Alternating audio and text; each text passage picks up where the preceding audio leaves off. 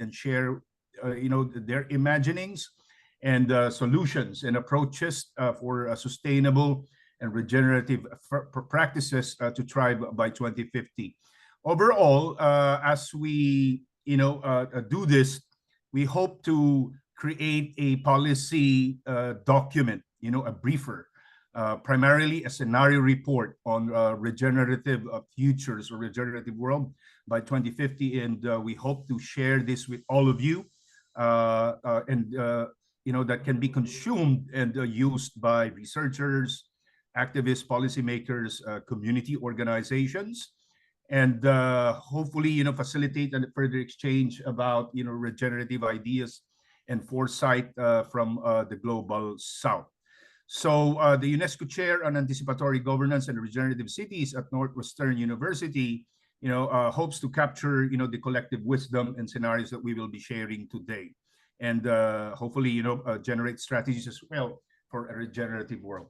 So let me quickly introduce to you my two good friends and colleagues here. Pablo, Reyes, and Andrea are my our co-founders of the Global South Futures community, and of course, two of the leading voices for futures and foresight practice, future studies and foresight practice in Latin America. And of course, we will be hearing more about the way they do foresight in the context of course, practice and scholarship. And Pablo also hopefully will be sharing some things about his latest book on cultural evolution.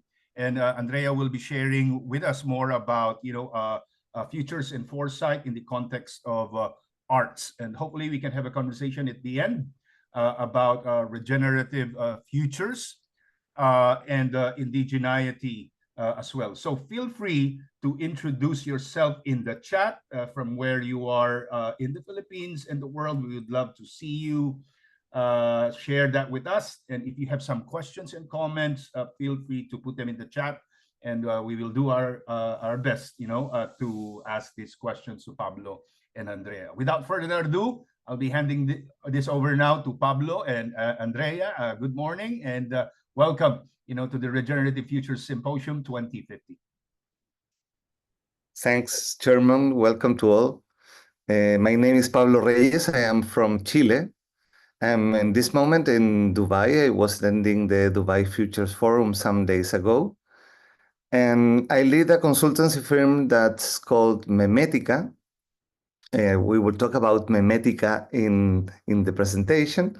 And also with Andrea Busquets, we lead Artefacto. That is there is a project from our future art and futures labs about emerging signals in art. Bueno, soy Andrea Busquets de Argentina.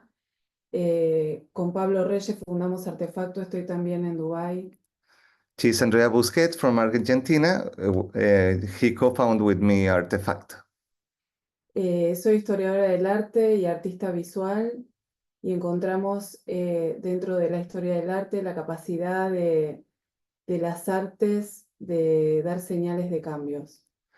She's art historian and visual artist, and we found in art the capacity of bringing signals of the future and scenarios.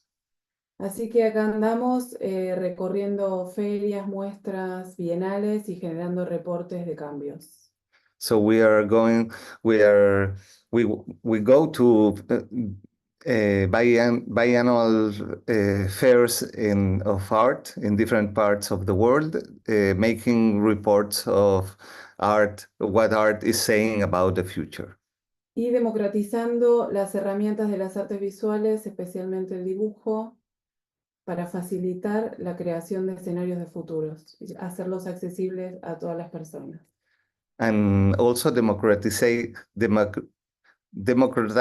the arts, and especially the drawing, to get access to all the people for making scenarios and imagine different kind of futures. Okay, now we will make a presentation about in this context of regenerative futures. and we blend these two approaches. We just wrote a book together, a book about what that is named "What Art Knows About the Future." And I just finished also my last book. It's The Ever-Present Future. That is an evolutionary approach to the future and a pro-social approach to the future. So in this presentation, we blend these two things. And at the end of the presentation, we'll have a Q&A time for what you engage with the presentation. So I will start sharing.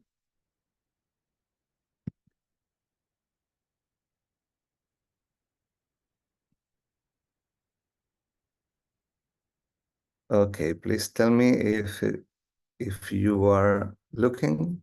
It's okay? Yes, I can see it, Pablo. Thank you. Perfect.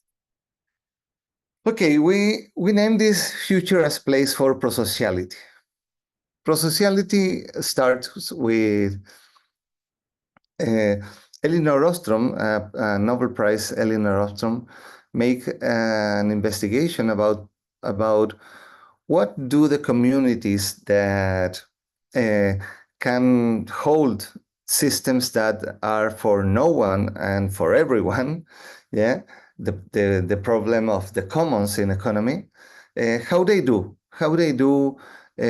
without a big state making the laws or laissez-faire for free riders going on, and she detect 8 kind of principles that are for communities that can hold this prosociality and common good in the center of their caring. And then she works with an evolutionary biologist, David Sloan Wilson, who makes the foreword of my last book. And they say these principles are nested to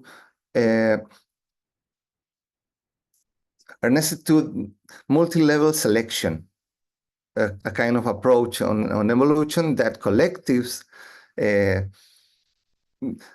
are holding in some way the evolution for the individuals. Collective practice brings the evolution. So,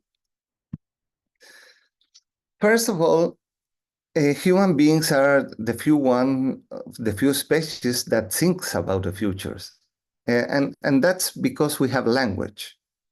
Yeah, the bees, the ants, the different species. In some way think about the future, and they collect the food and put it because winter is coming. But we have this kind of special aspect that is in language that we can coordinate. We can coordinate the coordination. So we can schedule a meeting in a few days for schedule a meeting in more days. So we can coordinate in a recursive way. And that allows us to think about the future in a different kind of approach. And we ever think that the present that we are living is in the middle from the past that goes out and the future that is coming. But what we say that we are always in the present. Yeah, we are and always in an ever-changing present. So in some way, past and future are active ways of being in the present. It's a kind of toroid, if you see the image, it's a kind of toroid that is passing through us in every moment, past and future, and configuring our present life. But this present, we are inhabiting a present that most likely was not the future that we imagined yesterday. In this moment, there is a huge plastic island in the Pacific, and it's changing the environment and it's changing the ecosystem. We are in middle of a lot of crises that we didn't imagine before that, sorry. English is not our main language, so maybe sometimes we have some little kind of troubles. But in this present that we are facing, the lot of crisis, economical, social, environmental, and all of that, when we talk about the future, we almost every time talk about technology. And we spread this kind of approach of future is about technology with that kind of techno-optimism that technology will make the solution for everything.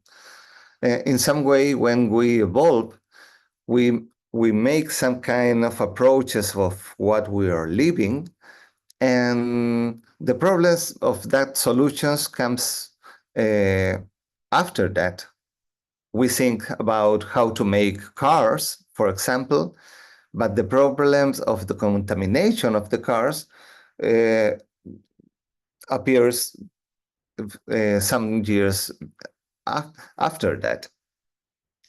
And in this way, when we talk about the future, and we will talk about the future as technology, and magazines are talking about that, and Congress are talking about that, we say that future is a meme.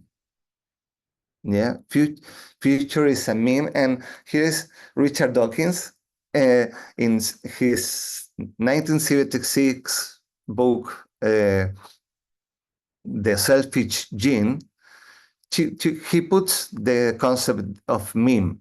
Meme is a unit of cultural transformation that is passed down from one individual to another, from one mind to another, or from one generation to the next generation through the imitation. And when we talk about the future as technology, we're spreading that meme.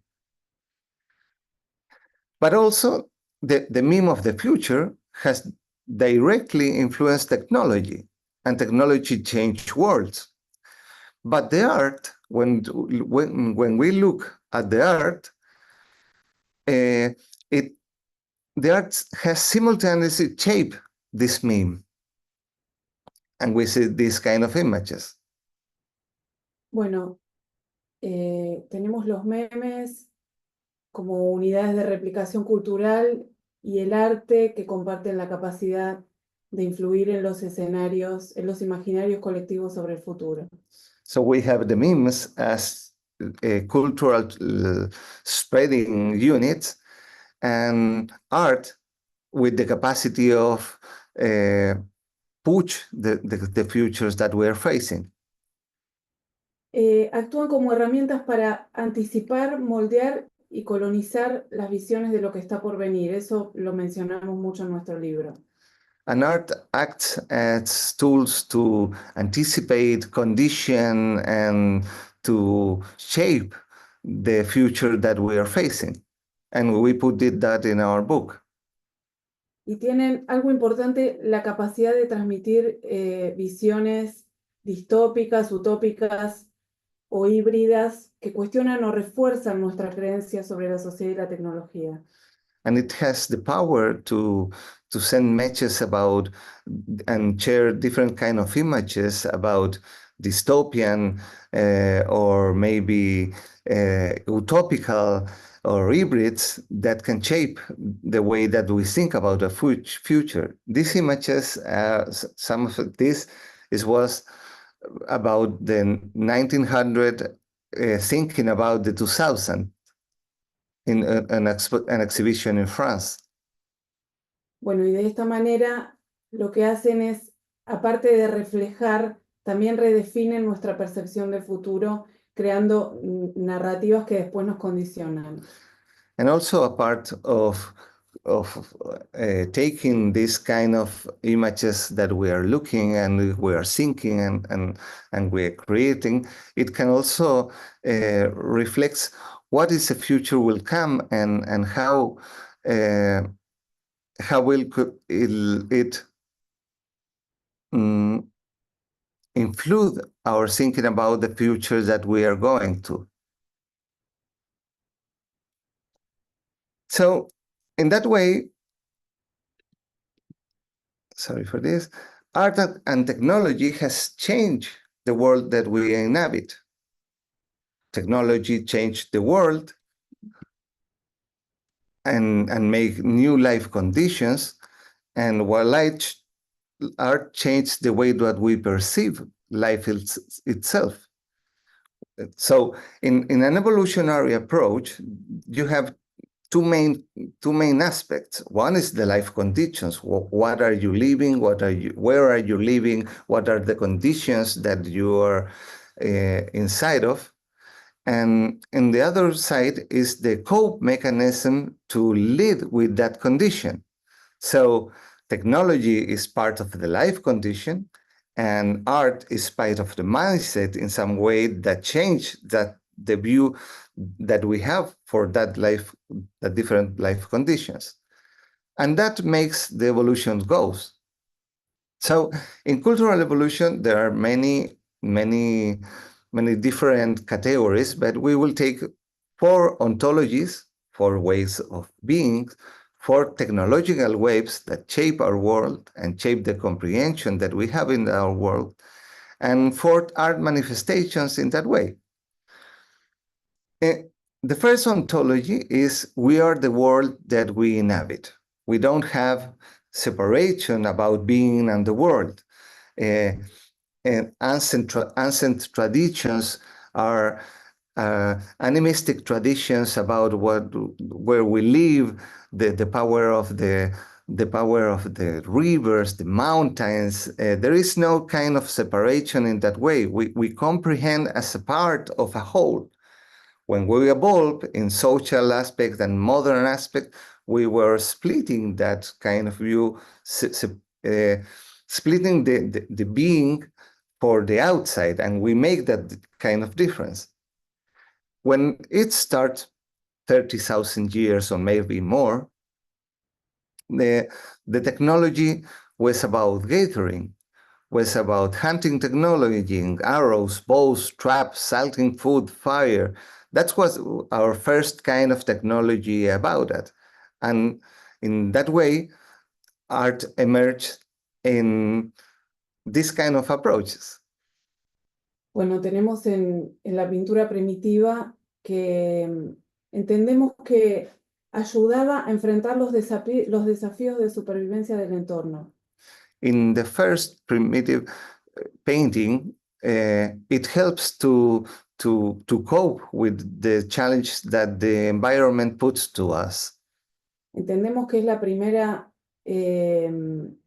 manifestación previa al habla y podía ser una manera de transmitir conocimientos.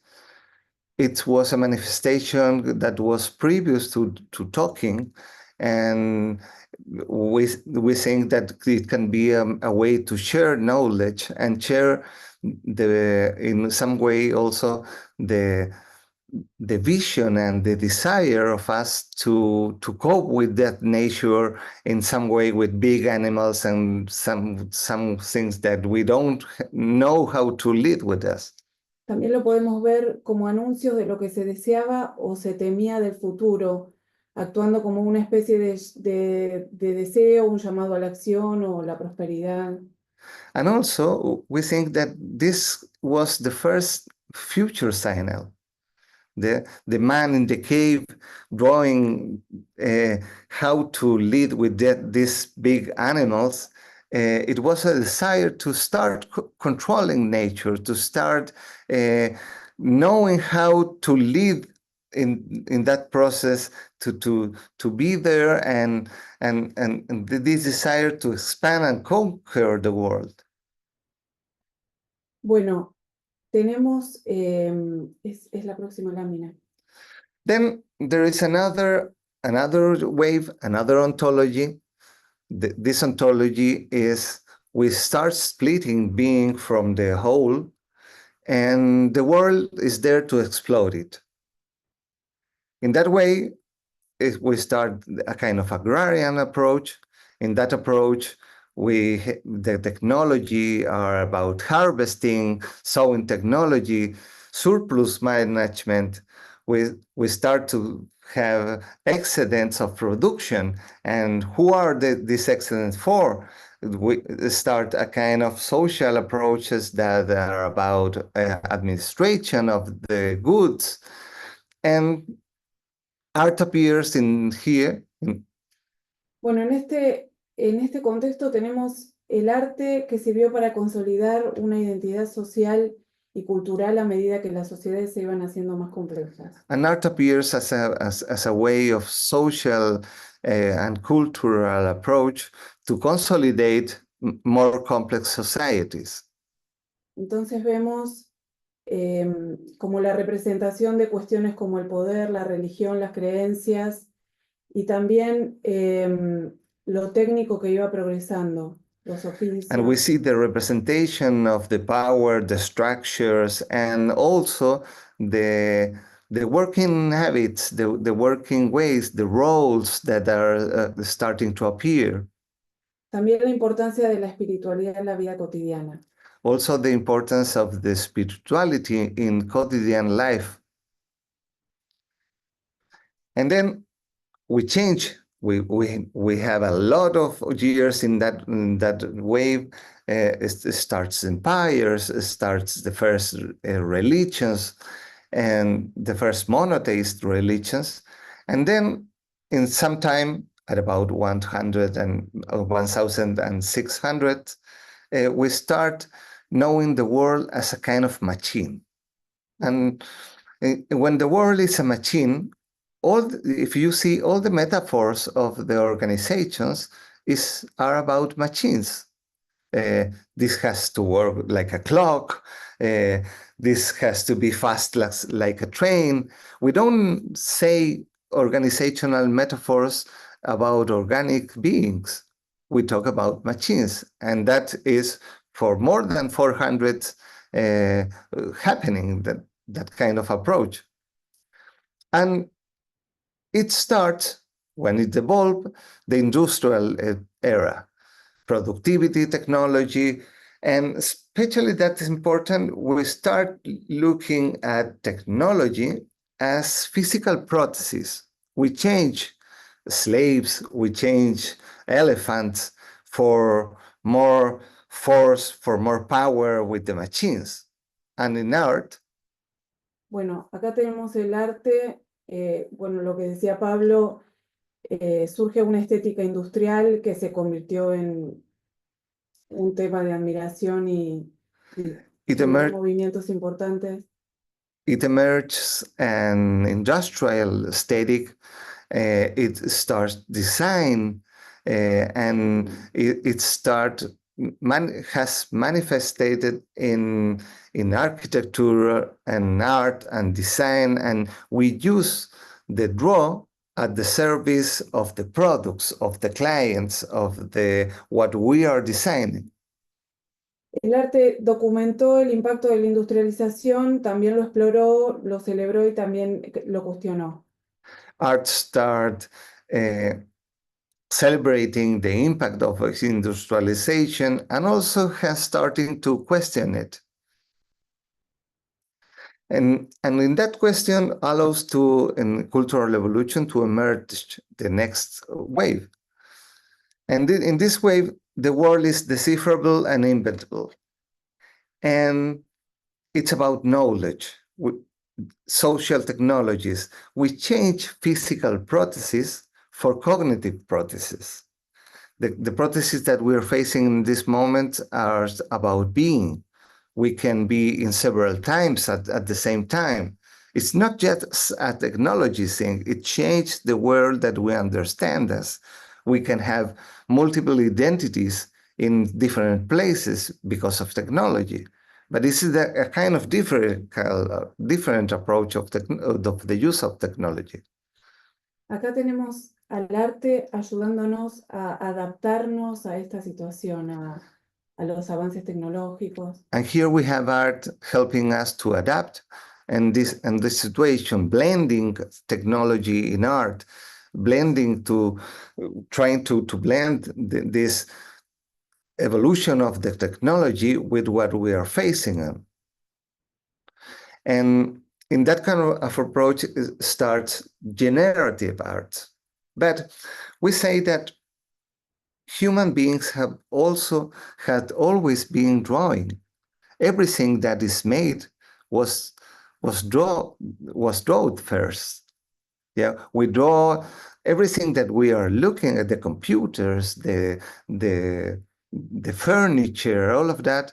First we draw it, and we use draw to health. We use draw to education. So in that way, there is a big change in art using technology, but this approach for more than 30,000 years of humans drawing is a big clue of how to democratize this.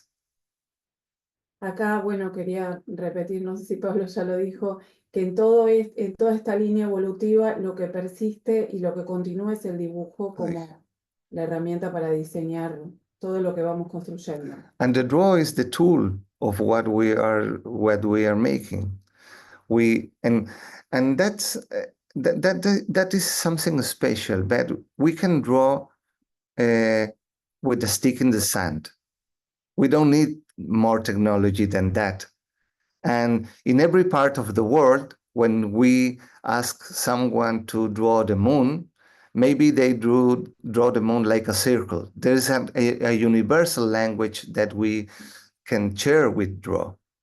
When we was the first time in Dubai, talking with different futurists, many of them told us, if you don't know how to speak English, you can't get inside the foresight world because everything is in English. And we don't talk so much good English. So we say, that's not a foresight-oriented thinking. Yeah? We need a kind of language, we need a kind of cultural approach that allows us to share future thinking, to share this kind of approach. So we saw in Draw a huge tool for leveraging this kind of changes. And in this way, when we see this kind of evolution, we see that we have many, many, many years looking for, and this is a kind of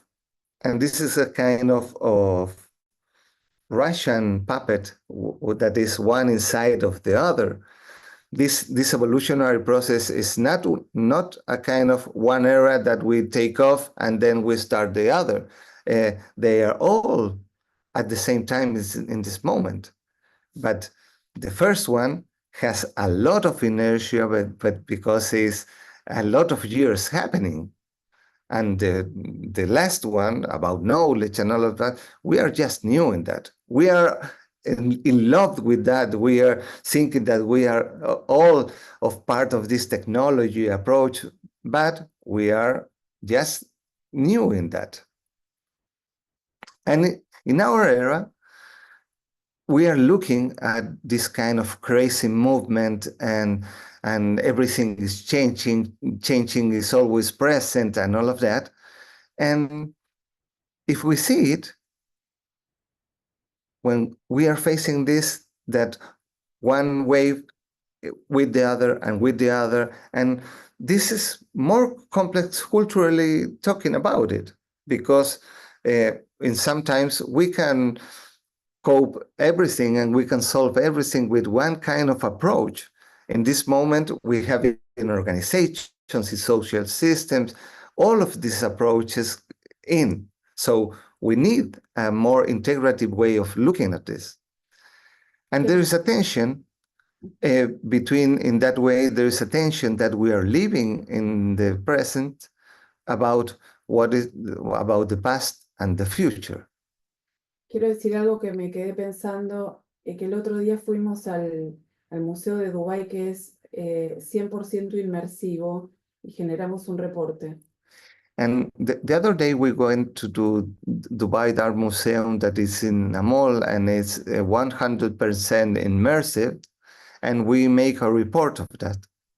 Y nos llamó la atención cómo en determinados momentos de la exhibición nos invitan a dibujar.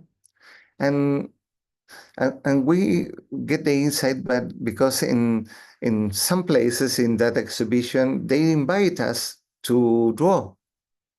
Entonces pensábamos qué interesante esto de que el arte nos invita a seguir interactuando y transformando, a pesar de ser algo 100% tecnológico. And in that way, art is still inviting us to draw. And despite of his 100% technological approach and generative approach and images and all of that, they invite us to draw and use technology and take that draw and put it in the stage what we draw and start. And kids and adults also can look the drawings with technology happening around them. Y qué importante nos pareció ese momento de participación y de transformación. Vimos a la gente muy entusiasmada con eso, con el hecho de dibujar. And we saw the enthusiasm of the people when they are invited to draw. There is not just looking at the exhibition happening with all of technology, and that was beautiful. But the special part of human beings being there was when they were invited to draw. Their emotions are different. They're involved. The hands-on, the kids, the parents going around that the images and the happiness is different to be part and engage of making that thing of just being a kind of client looking that someone else do in someone place. So in this present moment, this awareness of changing and non-linear present opens to many possibilities. And that is especially important because we are emotional beings giving rational explanations about our being. And that throws us to action. It's important that in this moment we are having a lot of mental health problems because people with this kind of changing approaches and environment are thinking that they have to make something. There is a kind of they have fear of missing out what's happening. They don't know. But one kind of action, it's about presence. Presence can help us to hear what's happening around. Yeah. And it's not the kind of action that you have to move and go with something and get the goals and all of that. And in that way are two main questions for us. And the first one is, what do we want to care of? When we are in an ever-changing environment, what do we want to care of? What is important to us? What we don't want to change. Future is about changing, it's about innovation. That's the meme that we have in the minds. But do we ask, do we want to care? And communities and ancient traditions, they have very present this. And the other one is, what do we need? Management is always about we are making the diagnosis about what are we facing in this moment and where do we want to be and make the vision or different scenarios and all, and we throw us to make the Gantt project, to the activities to go and get this goal, to go and get this objective, to where do we want to be. But when we have in the present a gap between what's happening and what do we want to be, the question is not about where we want to be. The question is what we are needing. Because when it's different, the place that we want to be than the place that we are in the moment, what we really have is a tension in the present moment. And this tension is about energy for change. and we throw us to go to the goal, but we can stop us and think with two questions: what do we want to care of, and what are we needing in this moment to solve and cope with that tension with more value inside of it. So we think there are 5 big clues, 5 skills to navigate the present future. The first one is the stillness of being. If we want to look at the future, we don't have to go like crazy people going for goals. We need stillness. We need to stop to hear what is emerging. We need to stop. We need to be in the present, to have the sensibility to hear what is happening, and not what we want to. And that's special. And indeed, in that case, art has a big clue of that. The language of art is more like a soul language than a descriptive language. It's about feeling, sensing what's happening, and then expressing in some ways.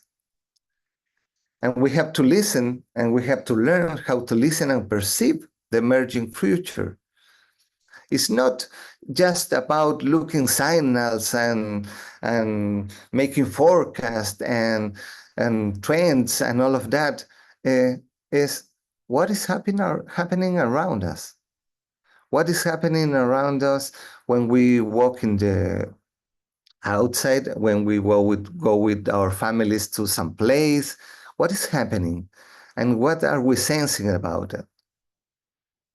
Quería decir que hablando de la sensibilidad para captar las señales emergentes, lo que va a cambiar, el otro día subimos al metro y sentimos un olor a jazmín impresionante acá en Dubái. And talking about this capacity of being present and sensing what is happening, the other day we go in the metro here in Dubai, and we smelled jasmine, a kind of jasmine, and Entonces le digo a Pablo, mira, estaban las mujeres vestidas cada una con su tradición. And there was a few women dressing with their traditional dress, and the jasmine in the hair.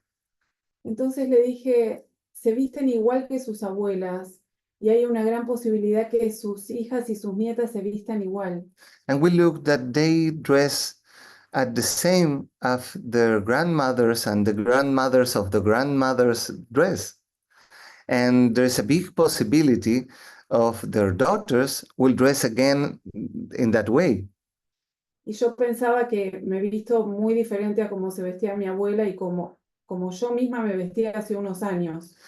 And we think that for us, there is quite different that we dress from our grandparents and also for us in a few years ago.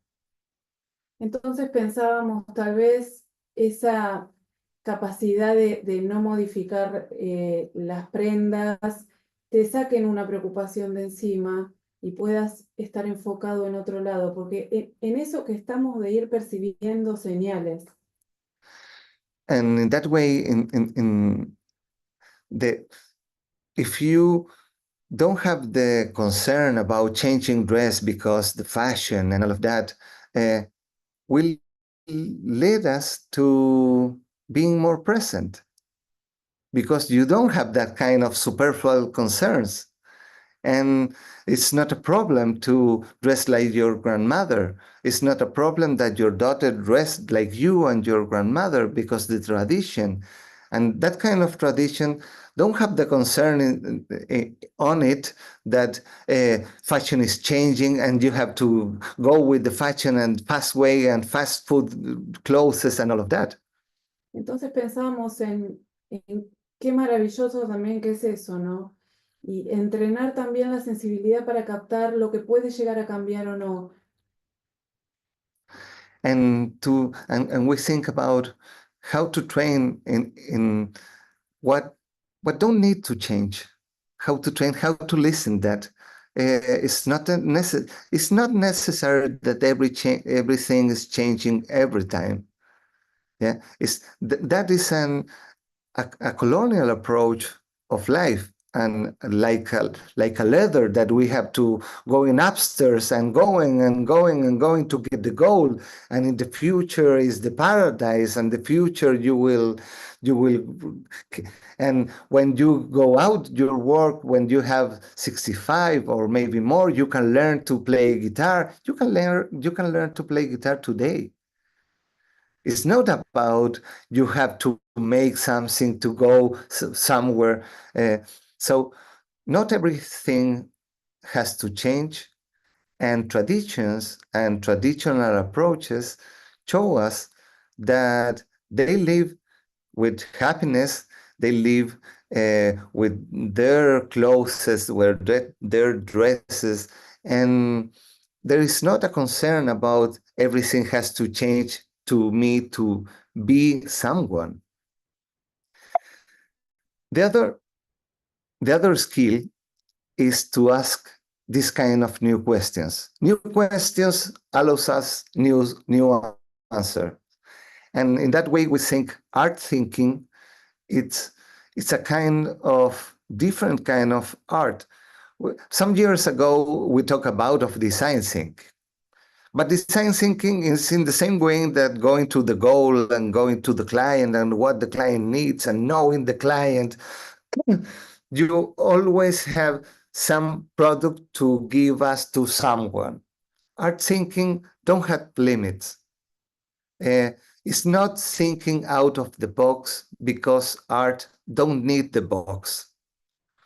And in some way, art allows us to make new kind of questions, like kids. Kids are the greatest futurists that we know. Kids are always thinking about the future when they are parents, when they are astronauts, when they go to, and they don't have these time concerns, because sometimes they are astronauts and the other times they are playing like ancient cultures, and they don't have this kind of mindset that put them in the box. And art is so close to that. Another clue, another skill is to cultivating trust. And that's, we have a lot to learn about ancient communities. We are changing trust in the modern way of life. We trust in a kind of transactional approach. I trust with you because I give something to you and you give something to me. And what we are giving is a kind of equal. We're talking about here about a trust of different competence, of different components. One is about competency. I trust in my kid when he say, I will make your boiled eggs because he's competent. Because if I trust in him and he's not having the competence to do that, I put him in risk. We trust for people that is telling the truth. And when they say yes, it's yes. When they say no, it's no. And we trust with people that we make a history of commitment, make a history of accountability, of sharing principles, sharing values, and commit with the other. And we have evidence in the history that we can trust on them. We have to cultivate this, because in changing environments, the control approach is not enough to cope with this kind of complexity. So we need to distribute power, and to distribute power, we need to trust. And the last one is surfing the uncertainty. And this is more, we can understand that, we can say it in a conceptual way, but this is a physical and emotional approach. It's not about understanding.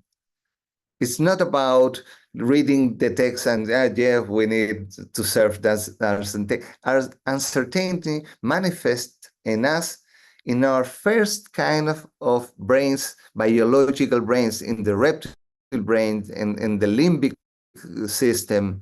It's emotional and it's physical. When we feel uncertain, the modern approach is to take control of, to make the Gantt project about that, to look what is the goal and go for the goal. In our being tradition, uncertaining is a way of being, and we have to trust, we have to be with the others, we have to learn with the community, and we have to start making new languages for what we're living.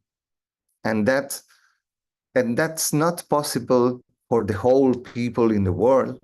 It's possible for communities that make sense of what they are facing on it. So we can start building prosociality in the present, because the future will be prosocial or it won't be. If the future is not for everyone, maybe it won't be. And we are facing that risk in this moment. We are part of this institution. Memética is our consultancy firm. Artefacto is our future and Art and Futures Lab. We are part of the global and co-founders with Shermon of the Global South Futures community to bring this kind of approaches and to the future studies. We are part of the Latin American Future Network and also of the Global Future Society. This is our names, our organization, yeah, and our mail directions. So you can write us if you want. Maybe we can write in English better than we talk, but and we answer all the mails that you share with us. Thanks for all. Wow, that was awesome, Andrea, Pablo. No, I was putting in the notes and sharing it in the chat, right? Like you're just trying to capture those wonderful insights. Now we're in the stage we're in. We can ask questions, make comments, and feedback. This is an intimate cohort. Feel free to open your mics and ask the question or share your comments and insights to Pablo and Andrea. If you would like to do that. And otherwise, you can put them in the chat. Yeah. So perhaps I can start this conversation now. It's really one thing first. Will there be first things first? Will there be an English translation of your book coming out in the near future? We're working Pablo, on Andrea? it.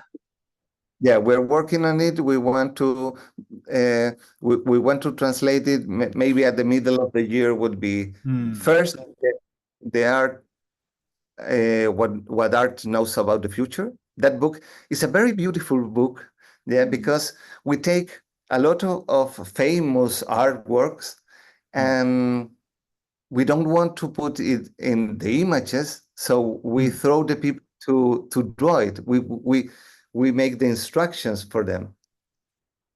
Con eso de hacer dibujar a las personas obras icónicas, quisimos ver, o sea, que cada uno vea hasta qué punto está colonizado y dibujando lo que sabe. And with inviting the people to draw that iconic artworks and giving them some kind of instructions to draw it, we want to the people look at themselves and think about at what point they are also colonized with that. Después finalizamos invitando a hacer un trabajo que no existe, algo que no, dando instrucciones para algo que aún no existe, a ver de qué manera actuamos dibujando sobre algo de lo que no tenemos referencias visuales. And then we invite the people to draw something that doesn't exist. And and in how that allows the people to think about something that they didn't see in nowhere. Yeah, one thing that came to mind was, of course, looking back into the history of futures and foresight, right? And we're trained in a way that that tells us that the future is technological, that the future is a thing, right? That you can actually like utilize, extract, and exploit. And then another one is the emphasis on the economic, right? It's even probably at the Dubai Future Forum, right? In many futures and foresight conversation, that it is economic and primarily technological, right? But then what you're telling us is that it's beyond that, right? It is also social. It is also language. It is also culture. It is also art, right? And in fact, you can in fact like imagine the future, and it need not have to be economic and technological, right? As a premise. And if you come to think about it, that has been, what it looked like way back before colonization began, before the emergence of modernity, or what we called, eventually in the West, particularly in the West, what they would call the Renaissance era, but probably not also true and real for the other parts of the world, because for them, it was the liberation from the Dark Ages. But then some other parts of the world did not be that, right? Like it wasn't dark for many. It was, it was colorful, right? Like it was, artful and beautiful in many parts of the world. And I think with this one, what you're telling us is that, arts can actually like change the way we do foresight, or perhaps reclaim the way we foresee the future, like what our ancestor did. And as you've said, and drawing is essentially important in that aspect, right? So, how do you see this emerging in Latin America? Is this futures and foresight approach evident in Latin America, or is it beginning to unfold and start to question why we do foresight today? There is a tension about when we started the Latin American Futures Network, there was always a tension that future studies are a kind of academic approach and scientific approach, and we need to start writing papers in English, because if not, we are not inside of this kind of world. There is one approach. And the other, it's the kind of, there are tools, there are methods, there are tools for make things and future as a kind of a thing. But in Latin America, there is a big tradition about being. Yeah, we have our ancient traditions. One of the main principles of that, of the Andean tradition, for example, is reciprocity. Aini is the name of reciprocity in the Andean tradition, and it has inside the tools, the academic, and all of that, but it's a way of integrating and including this. It's not about splitting. Yeah, and I think there is a lot of futures practitioners that are colonized and trapped in that thing, that if we want to make this seriously, we have to go in English and in academia, also in the Spanish-speaking world. And for us, there was a big insight that the main people that told us that we need to speak in English to be inside of the futures world was Spanish-speaking people. Mm-hmm. And when we are 5 Spanish-speaking people and it gets in 1 English-speaking people, they start speaking in English. Yeah. So there is a tension. There is a tension in that way. But this tension, if we look at an art thinking way, it's manifesting something and is manifesting a kind of emerging. Maybe we can use technology in some time, and the technology allows us to speak in our language and we don't have language problems. But it's not also it's not only about language, it's about the comprehension. In Spanish, we have in the verb being, it's split. We have ser y estar, and in English it's together. So that's too different in a philosophical way, because we can make this different. We are being in, we are being as. It's different in Spanish. So that throws us to a different thinking. And we need to bring this different kind of thinking, because the future is different for us. Being in the present is different for a Western approach than a Latin American approach. En consonancia con lo que dice Pablo, cuando estuvimos hablando con la Fundación del Futuro, nos comentaban lo complejo que es traducir al árabe los libros, porque es muy distinta la interpretación de las cosas, es súper diferente.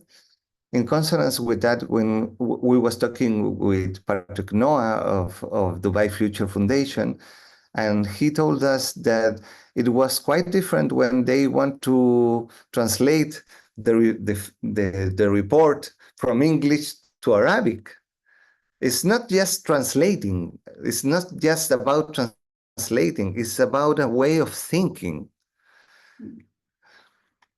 And in Latin America, we are facing that in this moment.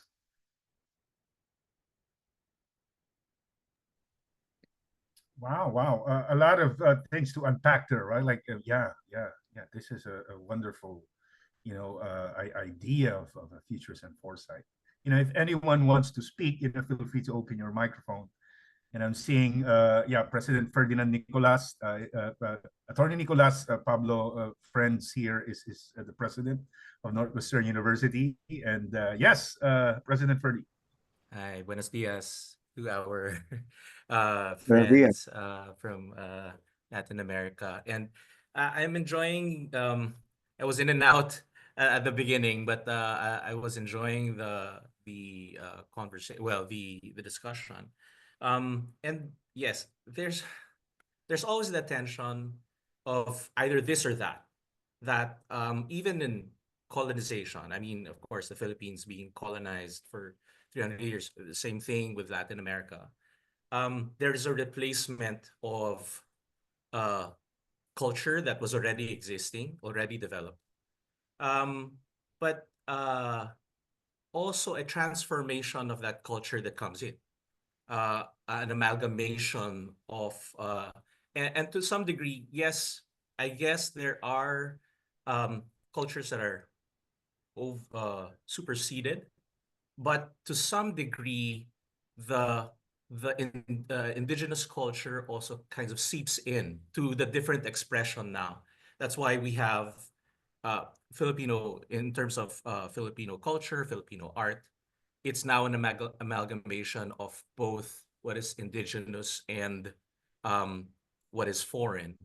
And they try to express themselves in this new way. So I'm trying now to imagine a future where it's not necessarily either or, but a fusing of both. So in the same way that if we imagine a lot of us, Generation X, born in the 60s, 70s, 80s, when we were taught the future through science fiction, it's always, of course, again, technological advancement, all these different devices which are now present. But now also we can appreciate that the future is not necessarily more technologically meaning that technology as we know it now, with our devices, with circuits, with all these different inventions, but we do see the need to be more attuned with nature, that the future is now more uh, in a society, not necessarily just with people, but also with our geography, with the natural features of our communities. So there is that tension, but I guess we can express this fusing, or two not necessarily just two cultures, or two ways of thinking, two behaviors um, that clash with one another, but something that can coexist with one another. I think that's the difficulty, because even with language, as you said, automatically, when you're already speaking in a foreign language, then you are adapting to those concepts and ideas. But there's also the difficulty of us wanting to be understood, and us, yes, we try to express our thoughts, and and a lot of us are already thinking in a foreign language, whereas others are still um, trying to decipher or translate one from the other. So there is that tension between wanting to be understood, having the vocabulary to to uh, to express concepts that are not necessarily also indigenous, and vice versa. So yeah, I just find this conversation very interesting, and it's a new it's a challenge, but yes, I think art is one way of really expressing, because it transcends now, um, transcends language. It is a way of communication. Well, at least visual art, and non-literature art. So yeah, sorry. I don't know if No, I've really. been rambling, but yeah, those are some of my thoughts. When thanks, thanks, Ferdinand. We was talking a lot with Andrea about this, the concept of decolonialism. Yeah, when we, because in some way what you are talking about,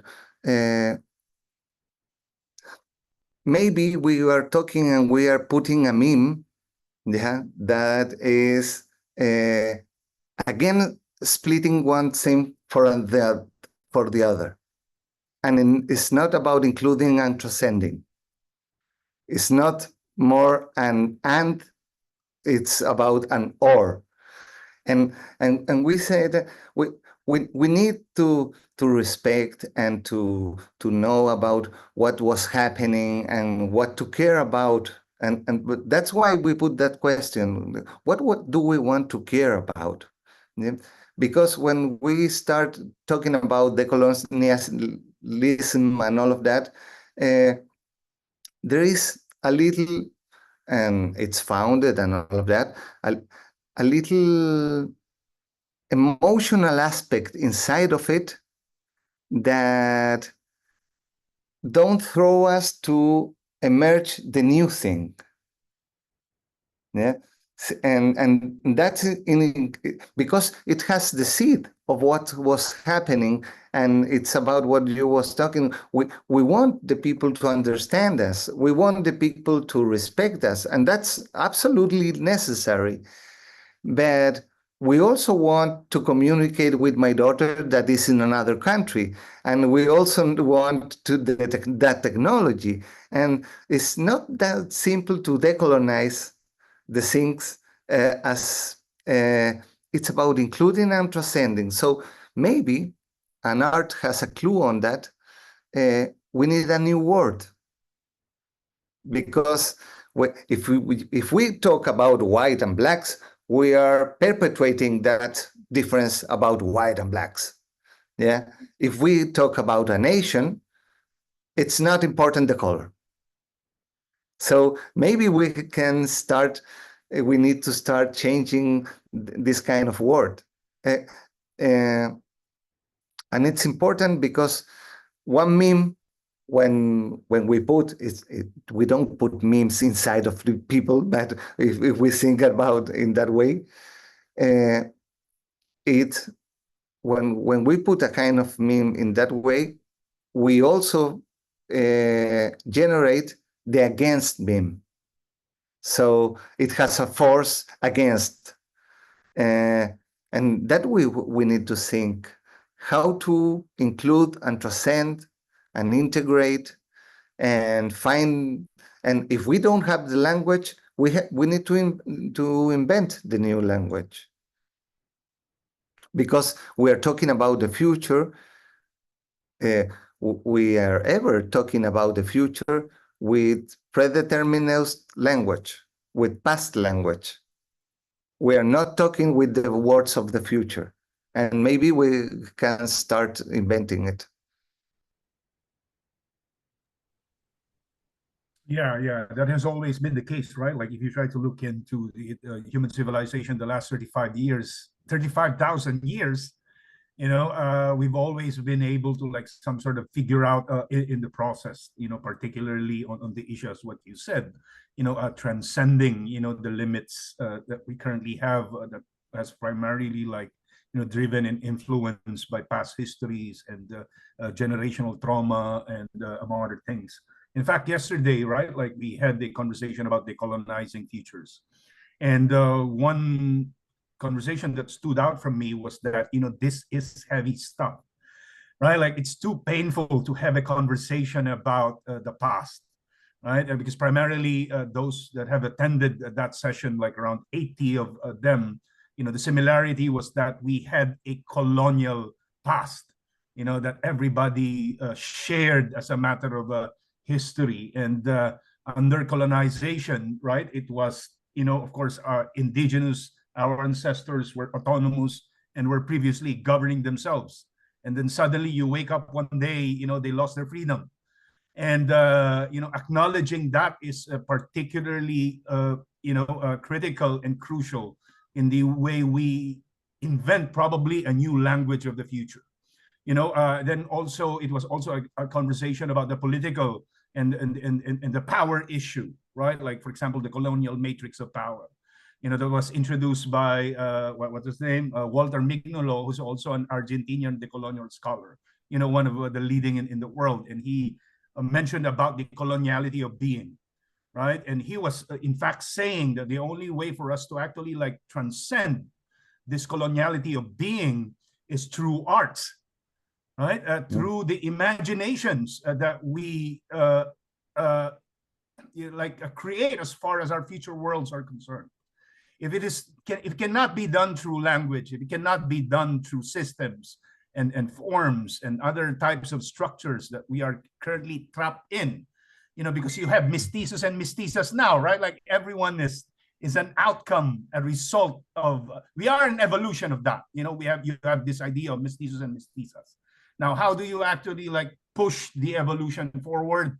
And Walter Mignolo was saying that, it can be done through arts, right? Because art enables you to create the non-existent imaginaries and imagine it. But then it also questions the view of the non-existent as well, right? Because when you think about indigeneity, this is some sort of modernity versus, let's just say, contrasting modernity and indigeneity.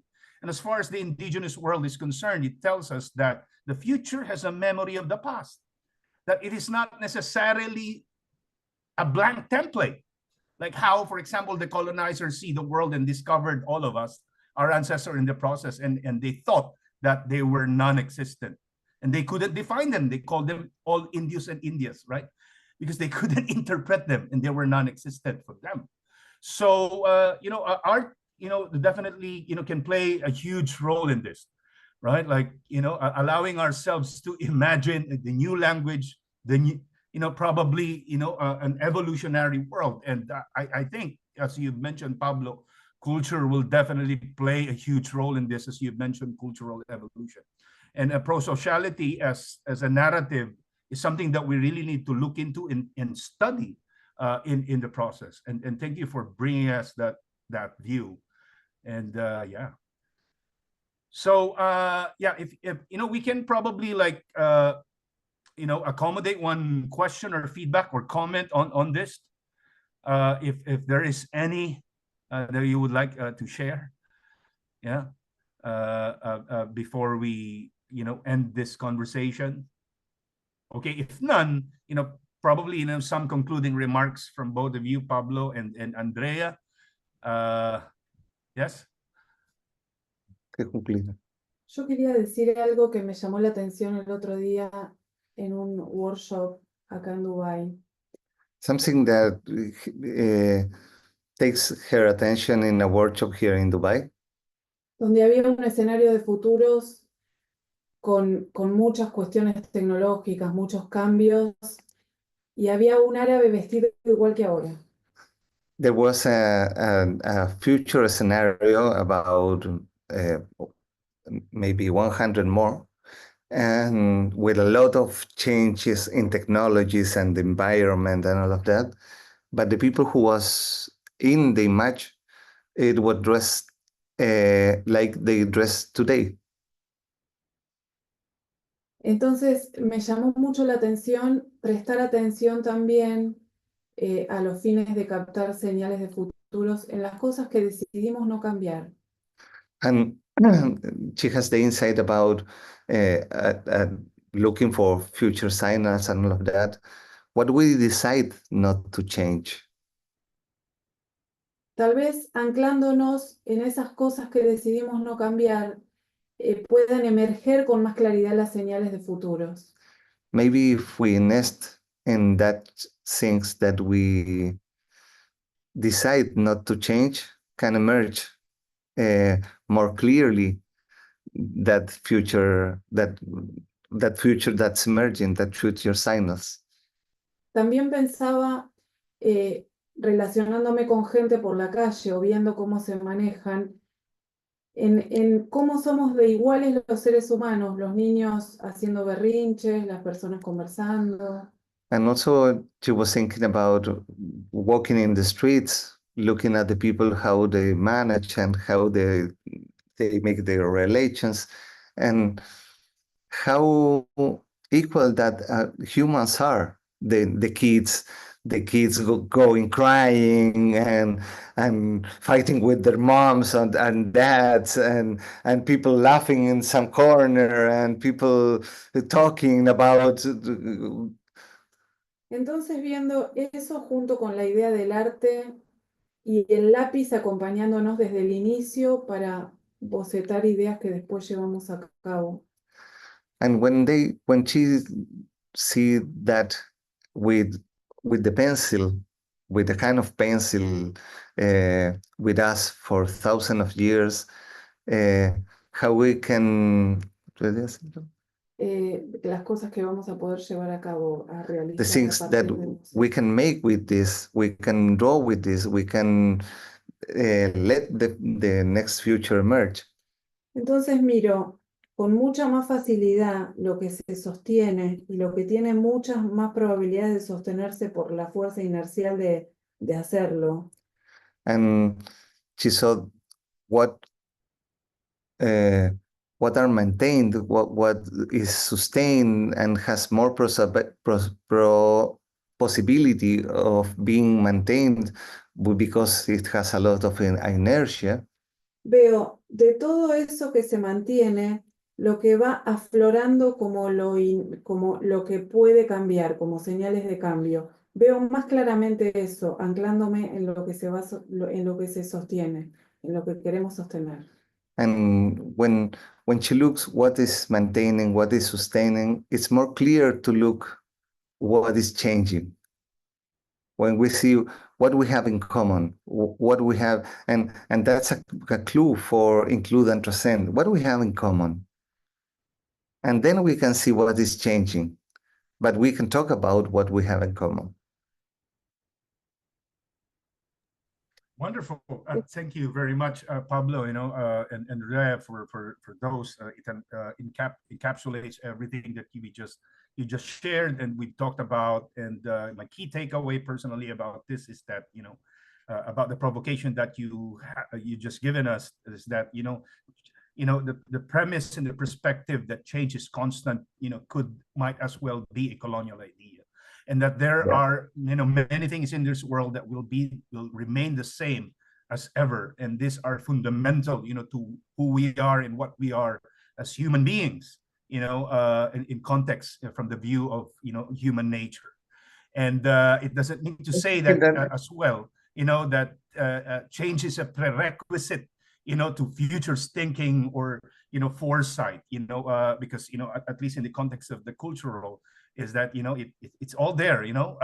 We can figure out and find that ourselves. And in this context is that drawing the desire to illustrate and draw whatever technology evolved in the process is that we will forever probably humans will always draw in perpetuity whatever the medium of that could be or will be. So again, thank you very much, Pablo, for sharing your wonderful and brilliant ideas, Andrea as well. And this change probably suggests a lot of things about the futures of foresight and futures as well. So the next step that we will do is that we will be sharing this online via our YouTube channel at the UNESCO chair page. And this will form part of the report that we will be sharing next year, and we will be sharing that as well, Pablo, Andrea, before we in fact publish it. We will need your comment and feedback in the near future. Of course, this will be the last session for the year. We will be having a break this next month, and by January we invited a professor at the University of Melbourne in Australia, and then she will be discussing and sharing her views about regenerative futures, because her position is that there is a coloniality as well in the way we talk about regenerative thinking, and she will be sharing her approach and perspective in decolonizing regeneration based on her studies over the years about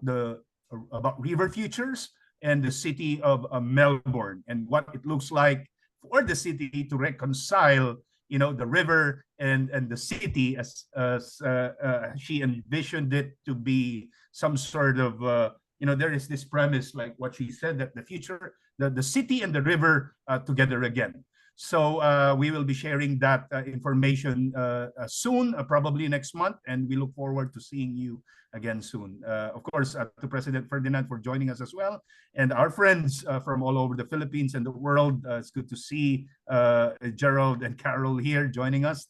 And again, maraming salamat, and thank you very much. Thanks, Pablo, Andrea. Thank Thank you, Shermon. Thank you, Thank you, Freddy. Carlos. Salamat po. Attorney Perdi. Thank you. Beautiful. Yes. Hi, Freddy. Hi, Sir Freddy.